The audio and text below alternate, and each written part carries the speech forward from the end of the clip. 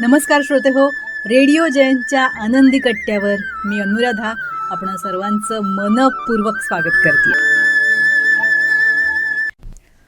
श्रोते हो, सध्या दारापर्यंत सर्व्हिस देणाऱ्या सर्व्हिस सेक्टरची चलती आहे असं म्हणायला काही हरकत नाही. प्रत्येकालाच आपल्याला जे हवंय ते घरापर्यंत हवंय, दारापर्यंत हवंय. यामुळे आपली सोय होते, वेळ वाचतो, काम पटकन होतं. हे जरी खरं असलं तरी पण यामुळे आपण आळशी होतोय का, हा विचार करणं गरजेचं ठरू पाहतंय. याच विषयी निलिमा जोशी यांनी आपले विचार मांडलेत. तेच ऐकूया आजच्या आनंदी कट्ट्यावर. गेल्या आठवड्यात जरा तब्येत बरी नव्हती. उघानेच मग सगळ्या टेस्ट करणं आलंच. सकाळी 7 वाजता गेलो ते परत यायला 11:30 वाजले. मुलाचा नाश्ताही झालेला नव्हता. त्यानंच ठरवलं 2 प्लेट इडली ऑर्डर करतो. मला म्हणाला 50 रुपये कमी पडत आहेत, आणखी काय मागू. हा प्रश्न तर मला समजणं अशक्यच होतं.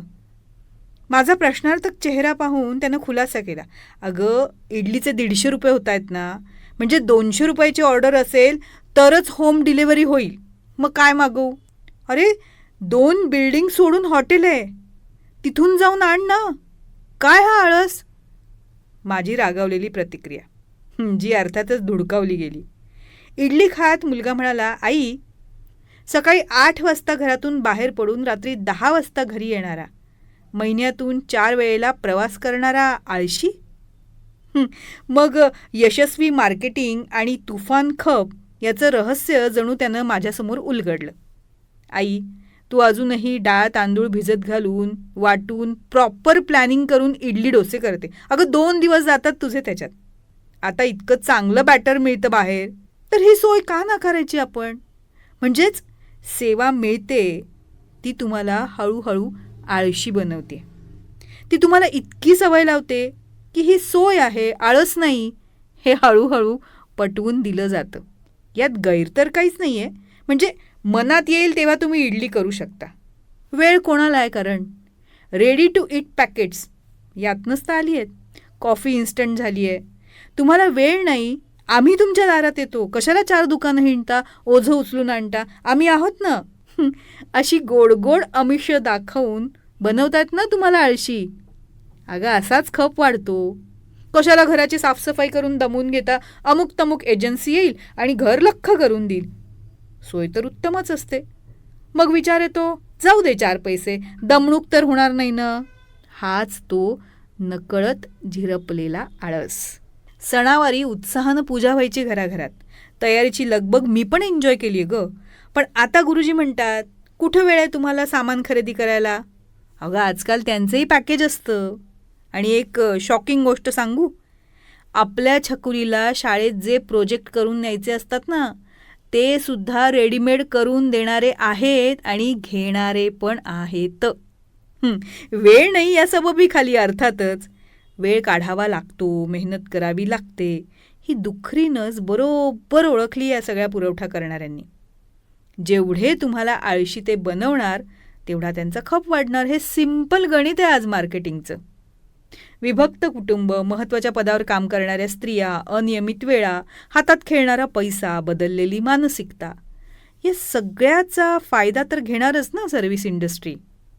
म्हणून तुझ्या चष्म्यातून दिसणारा आळशी मी खरं तर ग्राहक राजा आहे आणि राज्य करतोय माझ्या परिस्थितीचा फायदा उठवणारा आळसाच्या जादुई दुलईत मला अलगद नकळत अपरोक्ष गुंडाळणारा हुशार, तत्पर. म्हणूनच श्रोते हो, इथेच सावध व्हायला हवं. या सर्व्हिस इंडस्ट्रीजचा फायदा आपण किती करून घ्यायचा आणि कुठे थांबायला हवं हे आपल्याला योग्य वेळी कळायलाच हवं. म्हणजेच या आळशीपणापासून आपण स्वतःला वाचवू शकू आणि आपलं काम तत्परतेनं करू शकू. काय पटतंय ना.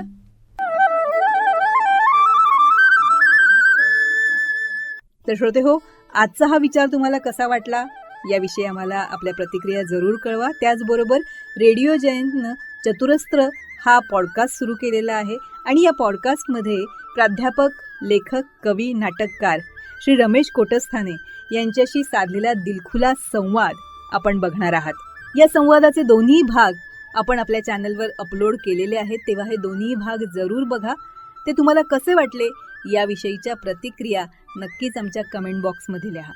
त्याचबरोबर श्री रमेश कोटस्थाने लिखित खुळा पाऊस या पुस्तकाचं अभिवाचन आपल्याला रेडिओ जयंतवर ऐकायला तर मिळेलच, पण त्याबरोबरच पूज्य साने गुरुजी लिखित श्यामची आई, पद्मविभूषण बाबासाहेब पुरंदरे लिखित राजा शिवछत्रपती या पुस्तकाचे दोन्हीही खंड, प्राध्यापक यशवंत पाठक लिखित मातीचं देणं, डॉक्टर शुभा साठे लिखित त्या तिघी, नर्मदा परिक्रमेच्या स्वानुभवांवर आधारित प्रभू पाठक लिखित बिल्वपत्र या दर्जेदार पुस्तकांचं अभिवाचनही आपण जरूर ऐका. आणि ते आपल्याला कसं वाटलं याविषयीच्या आपल्या प्रतिक्रिया आमच्या कमेंट बॉक्समध्ये नक्की लिहा. आणि हो, रेडिओ जयंत हे यूट्यूब चॅनल लाईक करा, शेअर करा आणि सबस्क्राईब करा. याचं सबस्क्रिप्शन फ्री आहे.